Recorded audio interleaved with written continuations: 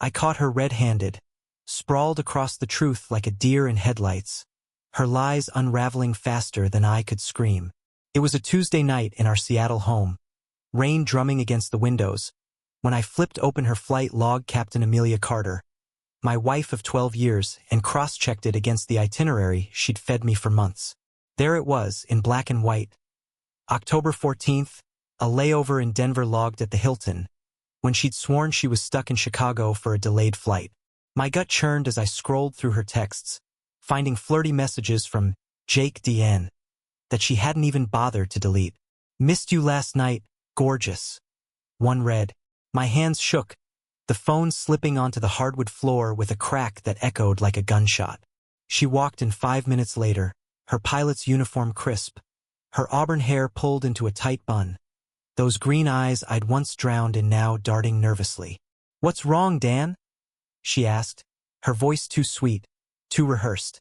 I held up the log, my voice a low growl. "Explain this, Amelia. I'm Dan Carter, 42. A structural engineer with a knack for building things, bridges, homes, a life I thought was solid.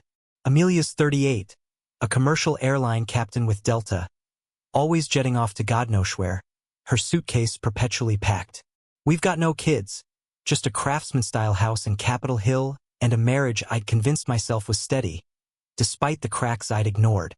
That night, as the rain lashed harder, I didn't just see a cheating wife, I saw the wreckage of everything I'd built. Started 6 months ago, or at least that's when I first smelled the bullshit.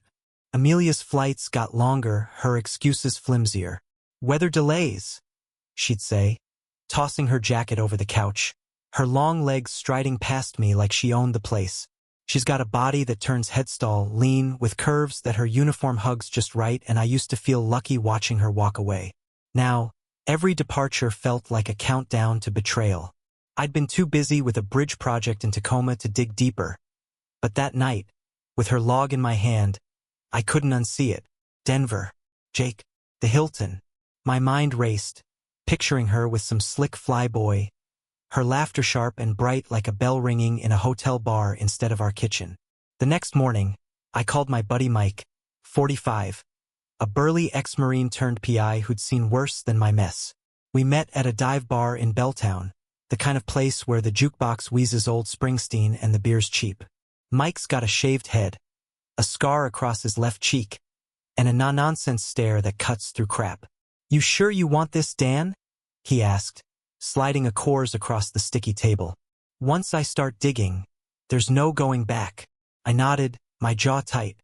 "I need to know who this bastard is." Mike delivered 3 days later. We sat in his beat-up Ford outside a coffee shop in Fremont, rain streaking the windshield. He handed me a folder. Jake Russo, 35, first officer with Delta, based out of Denver, married, 1 kid, been flying with Amelia on her routes since April. There were photos, Jake, dark-haired and cocky, grinning next to her at an airport gate. Amelia, her hair loose, radiant in a way I hadn't seen in years, leaning into him at a bar. My chest tightened. "They've been sloppy," Mike said. "Hotel receipts, bar tabs. She's not even hiding it well." I stared at her in that photo, her slim frame draped in a black dress, legs crossed, a smile that wasn't mine anymore. "What now?" Mike asked. I didn't answer. I wasn't sure. I confronted her that night. She was in the kitchen, sipping wine, her uniform swapped for yoga pants and a tank top that showed off her toned arms. "Who's Jake?" I said, slamming the folder on the counter. Her glass froze midair, her face paling. "Dan, she stammered. "Don't lie to me again," I snapped. "Denver, October 14th. The Hilton. Ring a bell." She set the glass down, her hands trembling. "It's not what you think," she said, but her voice cracked. "Then what is it?" I roared. "You're screwing some pilot while I'm here playing the idiot husband?" She flinched, tears welling up. "It's complicated, Dan. I didn't mean for it to happen." "Complicated?" I laughed, bitter and loud. "You've been fucking him for months." She didn't deny it, just stared at the floor, her silence louder than any confession. I grabbed my keys and stormed out, the door slamming behind me. I drove to my sister Lisa's place in Ballard. Lisa's 39, a nurse with a sharp tongue and a softer heart. Her blonde hair always messy from long shifts. She poured me a whiskey, her hazel eyes narrowing as I spilled the story. "She's an asshole, Dan," Lisa said, blunt as ever. "You don't deserve this." I downed the drink, the burn matching the fire in my chest. "What do I do?" I asked. She shrugged. "You've got options: divorce her, fight for it, or let her twist in the wind. Your call." The next twist came a week later. I hired a lawyer, a guy named Tom Grayson, 50, a silver-haired shark in a pinstripe suit who'd handled uglier cases than mine. We met in his downtown office, the Space Needle looming through the window. "She's got assets tied up with you," Tom said, tapping a pen on his desk. "House savings. We can make this hurt if you want." I leaned back, staring at the ceiling. "I just want the truth," I said. Tom smirked. "Truth's expensive in a marriage like yours." Then Amelia called. I met her at a park in Queen, and the air crisp with fall leaves crunching underfoot.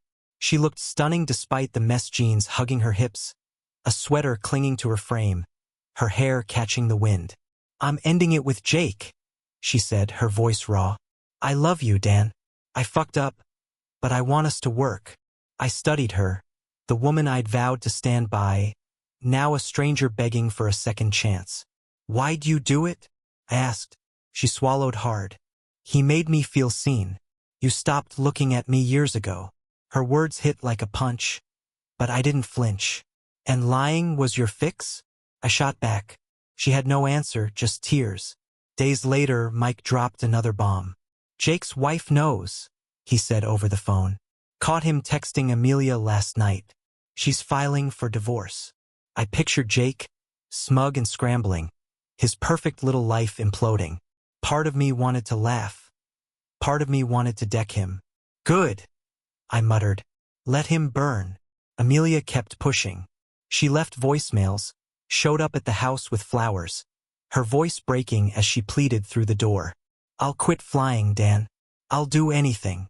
I didn't open it. I sat on the couch, staring at the flight log still on the coffee table, her handwriting mocking me. Lisa thought I should hear her out. Tom said to cut her loose and take half her pension. Mike just shrugged. "Your life, man." Last night, I saw her at a bar in Pioneer Square. I'd gone to clear my head, but there she was, alone, nursing a drink. Her hair was down, framing her face like a goddamn painting.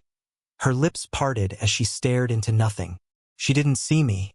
I could have walked over, demanded more answers, or just left. Instead, I watched her.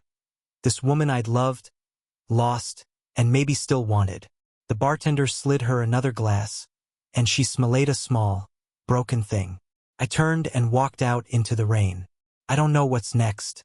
Divorce papers sit on my desk, and signed. Amelia's suitcase is still by the door, unpacked. Jake's out there, probably licking his wounds. Lisa's voice echoes in my head. "You don't deserve this." But what do I deserve? Trust's gone. Love's a ghost. And the life I built feels like a bridge buckling under too much weight. Maybe I'll rebuild. Maybe I'll walk away. The rain keeps falling, and I keep wondering,